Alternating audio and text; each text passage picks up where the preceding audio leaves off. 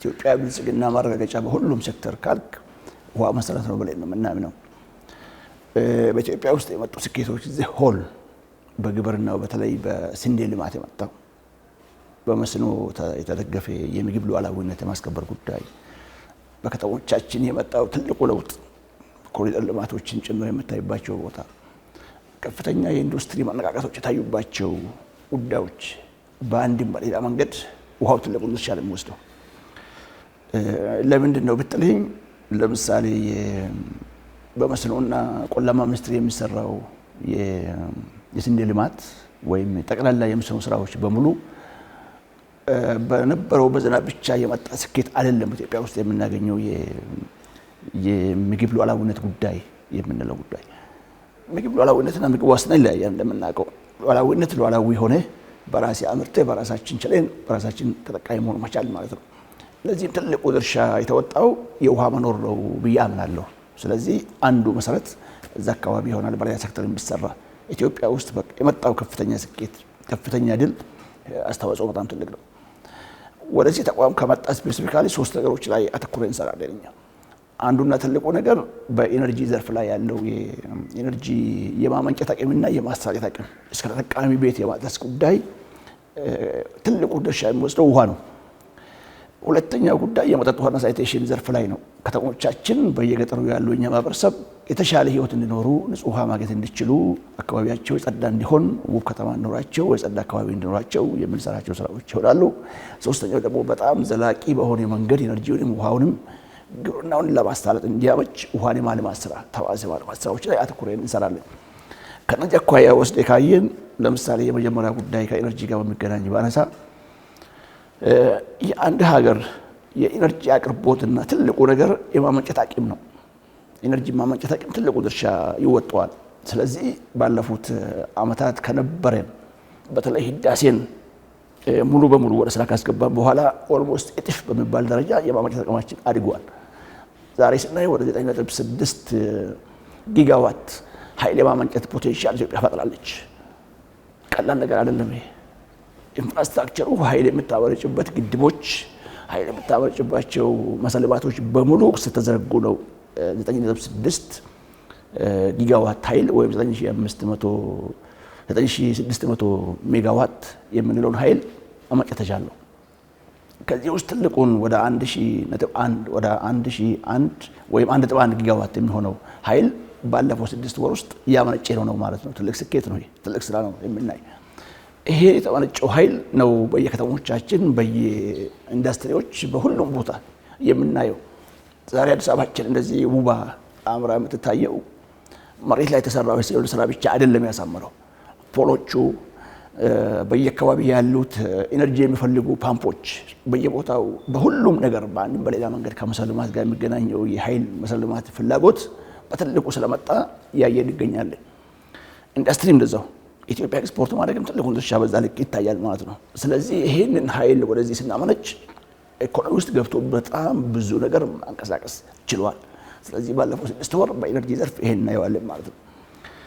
ከዚሁ በተጨማሪ አንዳንድ ኢነርጂ መሰረተ ልማቶች ያለባቸው ገጠራማ አካባቢም በኦፍ ግሪድ ቴክኖሎጂ ተጠቃሚ ማድረግ ችለናል። በተለይ በሶላር በባዮጋዝ በጣም በብዙ መንገድ ሰዎች ተጠቃሚ መሆን እንዲችሉ እናቶቻችን ከዚህ በፊት አዩበት የነበረው በጭስ የሚመጣ ከጤና ጋር የሚገናኙ ጤናን የሚያውክ እንደ ቲቢ አይነት በሽታ አይነቶችንም መቀነስ በሚያስችል ደረጃ ሲግኒፊካንት ስራዎች መሰራት ተችሏል። ይሄ አንዱ የገመገምነው ጉዳይ ነው። ሁለተኛው ትልቁ ስራ በተለይ በኢነርጂ ላይ የተሰራው ስራችን በተለይ በገጠሩ ማህበረሰብ እንደምናውቀው ወይ ከሰል ወይ ማገዶ ይጠቀማሉ ሰዎች። ዛሬ በጣም ማገዶ ቆጣቢ ምድጃ የምንላቸው ስታየው በጣም ትንሽ ይመስላል። ነገር ግን ሲደመር ይሄ ኢትዮጵያ ውስጥ ባለው ተጠቃሚ ቁጥር ካየን በከተማም በገጠርም ካየን በጣም ትልቅ ቁጥር ነው። ይሄንን ባለፉት አመታት ከነበረው በተሻለ መንገድ ክልሎችን አቅም በማጎልበት እና እንዲችሉ በማድረግ ከፍተኛ የሆነ ስርጭት ተካሂዷል። በዛ ስርጭት መሰረትም ይወድም የነበረው ጫካ ወይ ደን እንዳይመነጠር እንዳይቆረጥ የተከልነው ችግኝ ረጅም ዕድሜ እንዲኖረው በማድረግ ላይ ትልቁ ድርሻ ተወጥተናል ብለን እናምናለን። ይሄንን ነው ባለፈው በገመገምነው በስተወሰናይ ማለት ነው። በመጠጥ ውሃ በኩል ወደ 80.4 ሚሊዮን ማህበረሰብ ተጠቃሚ ማድረግ ችለናል። ጠቅላላ እስካሁን ባለው ማለት ነው። ቀላል ነገር አይደለም ይሄ። በኢትዮጵያ ደረጃ ካለው ህዝብ ብዛት 84 ሚሊዮን ህዝብ ንጹህ መጠጥ ውሃ አገኘ ማለት በገጠርም በከተማ እናቶቻችን ሴቶቻችን ትምህርት ላይ የማሳለፍ ያልነበራቸው እድል አሁን ውሃ ስላገኙ በቀላሉ ትምህርታቸውን ይማራሉ። ጤነኛ ማህበረሰብ ይፈጠራል። ሰዎች በተሻለ ይኖራሉ። በተሻለ ህይወት ይፈጠራል በከተማም በገጠር ማለት ነው። ይሄ በትልቁ ያየነው ጉዳይ ነው። ሌላው ጉዳይ የውሃ ሀብት አስተዳደር ዘርፍ ነው። ምንድነው የውሃ ሀብት አስተዳደር ዘርፍ ብለህ ከጠየቀኝ ለኢነርጂ፣ ለመጠጥ ውሃም፣ ለግብርና የምንጠቀምበት ውሃችን በጣም ዘላቂ በሆነ መንገድ ወንዝ ውስጥ እንዲቆይ ከርሰ ምድር ላይ ያለው ደግሞ በከርሰ ምድርም እንዲቆይ ሳይበከል ሳይበላሽ የሚሰሩ ስራዎችን ማከናወን መቻል ማለት ነው። ከዚህ አኳያ ትልቁ ስራ የሰራነው ለዚህ የሚሆን የህግ ማዕቀፍ ማዘጋጀት ነው። በተለይ ባለፈው ዓመት ነው በእርግጥ ወደ ፓርላማ ሄደው፣ ነገር ግን በዚህ ዓመት ላይ ጸድቆ ህግ ነው የወጣው። አዋጆቻችን የተፋሰስ ልማት ምክር ቤት የሚባል የውሃ አካላት ዳርቻ አዋጅም ሁለት አዋጆች በዚህ ጊዜ ተጠናቀቁ ናቸው። ትልቅ ለውጥ ያመጣል ብለን እናስባለን። እሱን ደንብ አዘጋጅተንለታል ማለት ነው። ከሱ ባሻገር እንግዲህ በሁሉም ቦታ የምንሰራቸው የጎርፍ መከላከል ስራዎች በተለይ አዋሽና ስብጨው አካባቢ ከዚህ በፊት ችግር ሲያጋጥም የነበረበትም በየዓመቱ እንሰማለን። ጎርፍ አደጋ መጣ፣ ሰዎች እንደዚህ ሆኑ ሲባል ባለፈው 3 ዓመት ሰምተን ማናውቅም። እንደዛ የተወሰነ ቦታ ወደዚህ ወደ ሰበት አካባቢ ችግር ነበረብን። ከዛ በተረፈ ግን በአፋር ክልል በደቡብ አካባቢም ያለምንም ችግር የነበረውን የጎርፍ አደጋ መቀልበስ የቻልነው በዚሁ ዘርፍ ነው ማለት ነው። ያን ጎርፍ መቀልበስ ብቻ ሳይሆን በጣም ብዙ መሬት ወደ እርሻ እንዲመለስ ችለናል። በጣም ብዙ ሰራተኛ ስራ እንዲያገኝ ማድረግ ችለናል። በጣም ብዙ የሆኑ ዜጎቻችን ይፈናቀሉ የነበሩት ወደ 300 ሺህ የሚጠጉ ማህበረሰብ ከመፈናቀል አደጋ አድነናል ማለት ነው። ይሄ በኢኮኖሚ ውስጥ ካየ በጣም ትልቁን ስራ ይጫወታል። ኤስዲጂ ጎል ሰስቴናብል ዴቨሎፕመንት ጎል የምንላቸው ወደ 3 ወይ 4 አይተም ከኛ ጋር የሚያያዙ አሉ።